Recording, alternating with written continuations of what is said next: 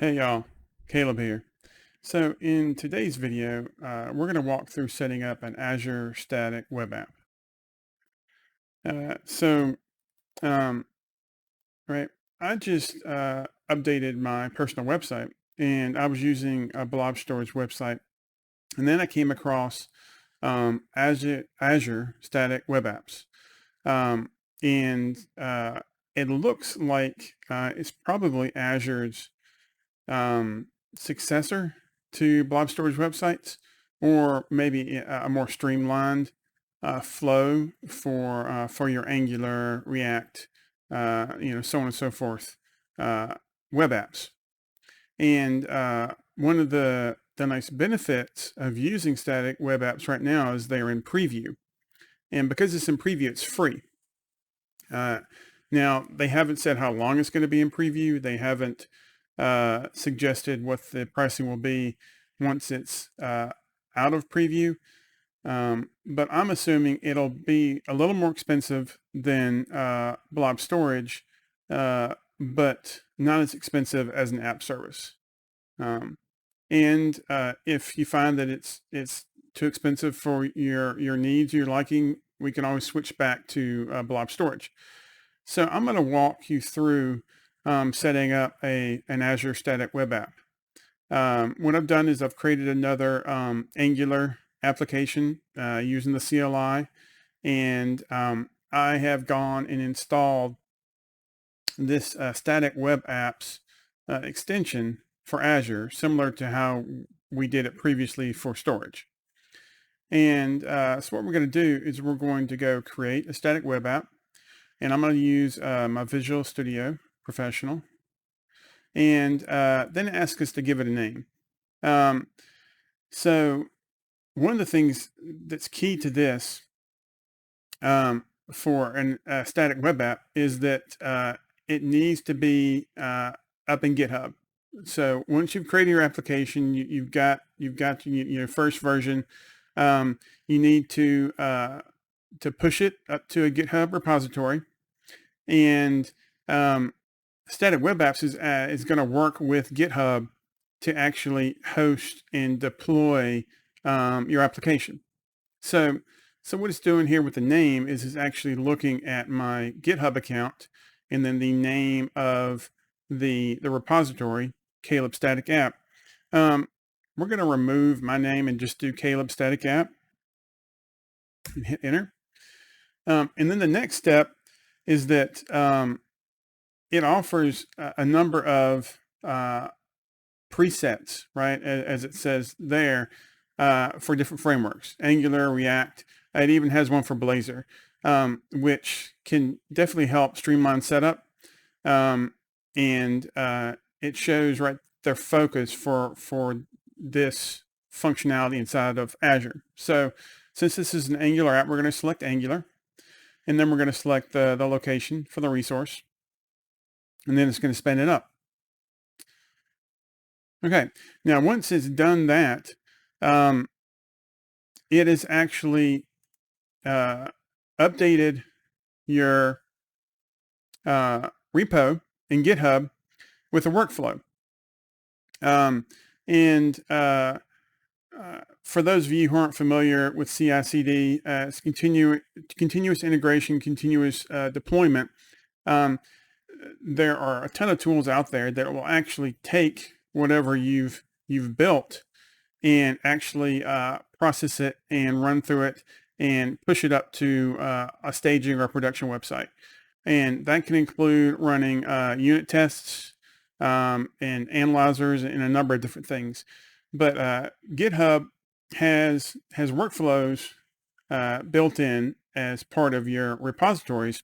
And in this case, this workflow will actually take our Angular application, and it's going to do the same steps that it would typically do when you're building it locally, right? You're going to do an npm install to make sure you have all of your packages, and then you're going to do an ng build, and then it's going to put all that into your dist folder, and then you can copy that to your staging or production website.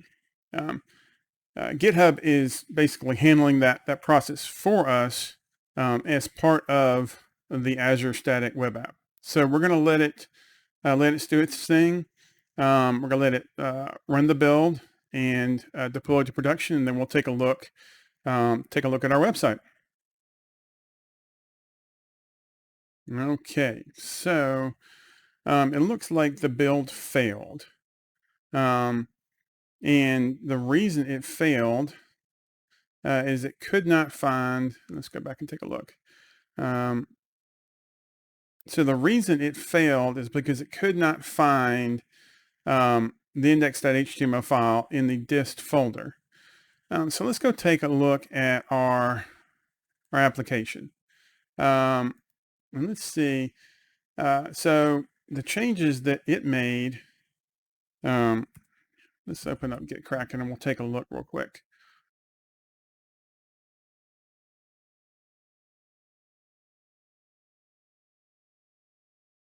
Okay, so you'll see that when we created the static web app, it created the workflow file, which is YAML. But you'll also see that it actually created this settings file in VS Code.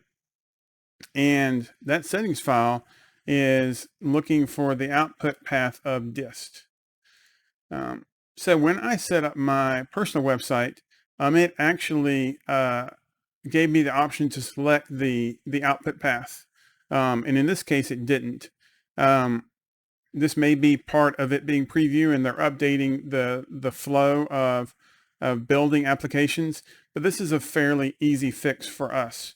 It's going to be similar to what we did with our blob storage. We're going to remove the output path caleb-static-app and just output to dist. Okay, so we're going to save that. And what we need to do now is, because it's created a workflow in GitHub, when we do a commit, it is actually going to take that commit and build it for us. So it's going to automate that process. So we've checked out the master branch that GitHub created for us, and we have our settings file, which is looking in the dist folder. We've updated our Angular JSON folder to also output to dist. So let's see, Angular distribution path. Okay, and we're going to commit the changes, and we're going to push them, and we're going to say yes. Okay, so those changes are now up in GitHub. Let's go back to Actions, and you'll see that it saw the new commit to master, and so it's actually queued this for execution.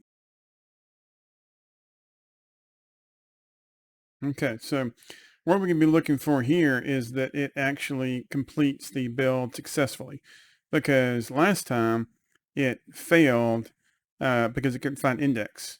And we've got that green finished uploading. So it looks like we're going to have a successful build. We'll let it finish its process, and then we'll go take a look at the website. Okay. So you can access this link through your Azure subscription, but this is the randomly generated name that it created for us for our website. And as you can see, we have caleb-static-app is running up in Azure now. So that's the process of setting up an Azure Static Web App, right? We ran into one issue that was fairly easy to fix. But if you're using this going forward, anytime you make any changes, commits, and then push those changes to GitHub, it will actually recognize that commit to master, and it will then basically queue it up and build it for you and publish to your application. Now, if there is a failure for some reason, it'll send you an email, and you can come in and look at the workflow and see exactly where the failure happened or what the problem was. For instance, if you made some changes to your Angular app but didn't do a build before you pushed it, and there was an issue in the build process, it would be caught here, and you would just have to go and resolve those issues and then do another commit and push.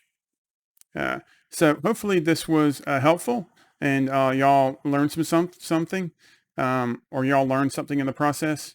And again, for now, because Azure Static Web Apps are in preview, it's free.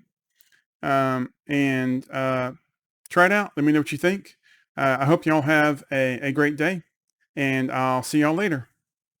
Bye, y'all.